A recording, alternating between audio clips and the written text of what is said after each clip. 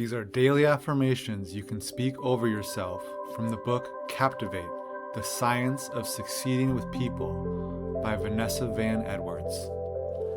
Chapter 1, Control, How to Win the Social Game. I take deliberate control of my social environment. I do not drift into rooms and hope for the best. I arrive with a plan, I identify where the energy is, and I position myself intentionally.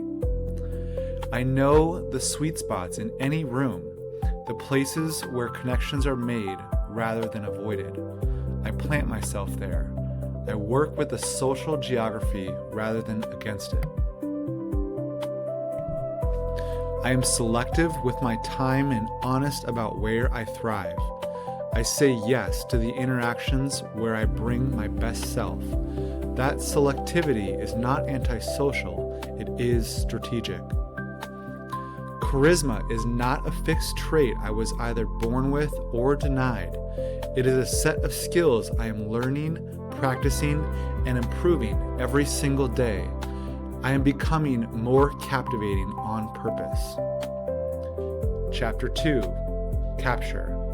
How to make a killer first impression. My body speaks before my mouth does. I make sure it is saying something worth hearing, open, engaged, warm, present. My posture, my eye contact, and my expression are all under my deliberate direction. I lead with warmth before I demonstrate competence. People need to feel safe before they can feel impressed. I make them feel safe first, every time. The first impression I make is not an accident. I think about it, I prepare for it, and I deliver it with the confidence of someone who knows their own value.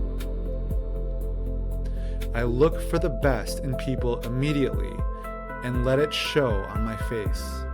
That genuine positive regard is the most powerful first impression tool available to me. Chapter 3, Spark. How to have dazzling conversations. I kill small talk, not by being rude, but by being curious. I ask questions that matter. I go for big talk. The conversations that leave people energized rather than drained. I use conversation sparkers, fresh, specific, unexpected questions that open doors the standard script keeps closed. My conversations are memorable because I make them interesting on purpose. I push hot buttons in the best sense. I find what genuinely excites the person in front of me and I ask about it. Their enthusiasm is contagious. My curiosity is the key that unlocks it. I am not afraid of depth in early conversation. I go there first, and I find that most people are relieved and grateful to meet someone who actually wants to know them. Chapter 4, Highlight. How to be the most memorable person in the room. I am a highlighter of people. When I introduce someone, I find something genuinely remarkable about them and I say it out loud. I give people a reputation worth living up to. I listen more than I talk. The great conversationalist I know is not the most eloquent speaker. They are the most attentive listener. I aspire to be that person. I mirror and match the energy of the people I am with. When someone is excited, I let their excitement move me. This is not performance, it is presence. Making others feel like the most interesting person in the room is not a social trick. It is the highest form of respect. I practice it deliberately in every conversation. Chapter 5, Intrigue. How to be ridiculously likable. I am not trying to be liked. I am trying to be genuinely interested. And genuine interest turns out to be the most likable thing there is. I find the thread, the shared interest, the common ground, the Me Too movement, and I pull it. Similarity is the foundation of connection, and I look for it everywhere. I ask why, not once, but 5 times. The 5th why is where the real person lives. I go there willingly, and I find that person more interesting the deeper I go. I make my enthusiasm visible. When something genuinely excites or moves me, I do not suppress it for the sake of appearing cool. Authentic enthusiasm is magnetic. I let it show. Chapter 6. Decode. How to uncover hidden emotions. I read people accurately. I pay attention to the micro expressions that flash across faces in fractions of a second. The genuine emotion leaking through before the social mask goes back on. I look for congruence.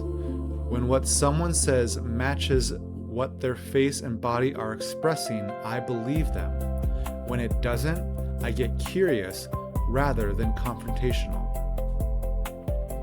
The 7 universal emotions are always present, always readable. I am training my eye to see them. The more accurately I can read a room, the more skillfully I can serve the people in it. I do not use what I see to manipulate. I use it to understand. There is a profound difference, and I hold that line with integrity. Chapter 7. Solve. How to crack someone's personality. Every person I meet is a unique combination of 5 fundamental traits. I approach each person as a genuine puzzle worth solving, not to categorize, but to connect more skillfully. I adapt my communication style to the person in front of me. The highly conscientious person and the highly open person need me to show up differently. I learn to read the difference and respond accordingly. I discover my own ocean profile and I understand how it shapes my natural tendencies.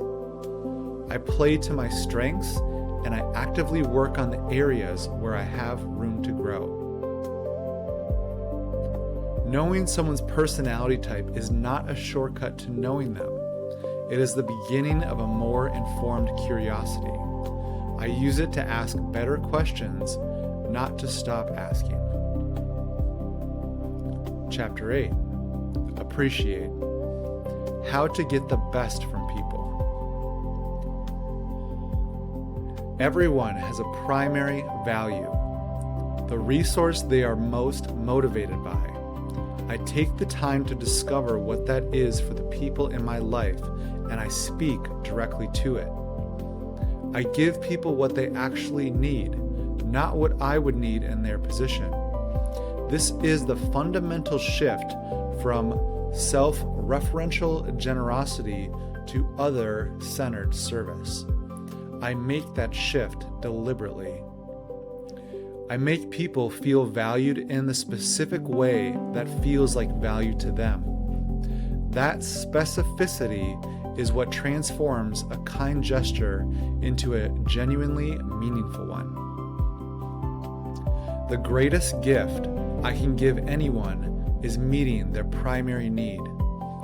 I invest the attention required to know what that need actually is.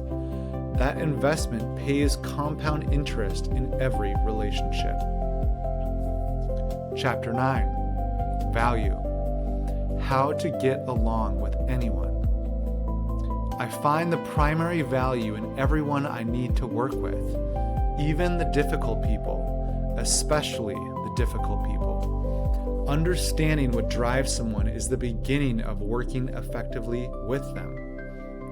I do not ask people to operate against their nature. I learn their nature and I find the way to align what I need with what they value. Everyone wins when I do this work. I resolve conflict by going below the surface. The argument is rarely about what it appears to be about. I ask what is actually at stake for both of us, and I work from there. I can get along with anyone, not by suppressing my own needs, but by becoming curious enough about theirs to find the path forward that honors us both. Chapter 10. Connect. How to speak so people listen. I tell stories, not rambling anecdotes, but crafted narratives with a hook, a struggle, and a resolution that brings the listener back to the present moment changed. I practice this structure until it becomes instinct. I build a story stack, a set of personal stories organized around the topics that matter most in my conversations. I know which story belongs in which moment, and I deliver it with confidence. When I speak, I generate neural coupling. The listener's brain begins to mirror mine. I take that responsibility seriously. The story I tell is shaping the mind of the person receiving it. I speak so people listen, not by being louder, but by being more precise, more honest, and more willing to be vulnerable. Vulnerability is the fastest path from words to genuine connection. Chapter 11. Empower. How to lead people. I lead by empowering. I do not build dependence on myself. I identify the strengths of the people around me, and I put them in positions where those strengths shine. I give people the Pygmalion gift. I hold a high expectation of them, and I communicate it. People tend to rise to the level of belief others hold about them. I believe in the people I lead. I avoid the Gollum effect, the self-fulfilling prophecy of low expectations. I never communicate to the people around me, even by my tone or expression, that I expect less than their best. The best leaders I know are not the most commanding. They are the most empowering. They leave people feeling more capable, not more dependent. That is the leader I am becoming.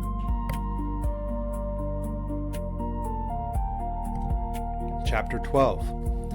Reveal. How to build lasting relationships. I build trust through progressive vulnerability. I do not overshare, and I do not undershare. I calibrate my openness to the depth of the relationship, and I invite reciprocity. I use the Ben Franklin effect deliberately. I ask people for small favors. Being asked for help makes people feel valued and capable. It creates connection in ways that doing favors for others often does not. I tell my story, not as performance or impression management, but as genuine self-disclosure that signals, I trust you enough to let you see me. That signal changes everything. Lasting relationships are built on accumulated moments of mutual vulnerability. I invest in those moments deliberately, consistently, and with full awareness of what they are building. Chapter 13. Protect. How to deal with difficult people. I understand that difficult behavior almost always has fear at its root. The aggressor, the critic, the passive resistor, each is running a strategy shaped by a fear they may not even be aware of. I look for the fear before I respond to the behavior. I protect my own energy without becoming defensive. I have boundaries that are clear, kind, and consistently maintained. These are not walls. They are the structure that makes genuine relationship possible.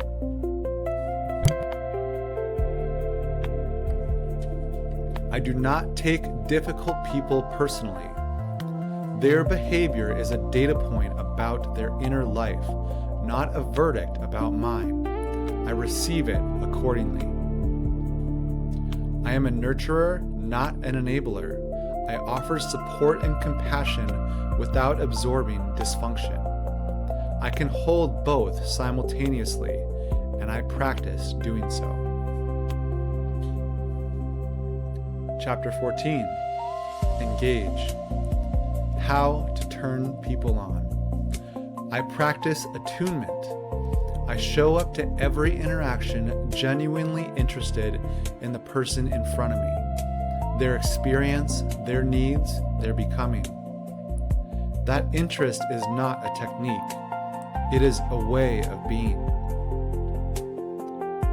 I make people feel accepted for exactly who they are, not who they could be, not who they used to be, who they are right now.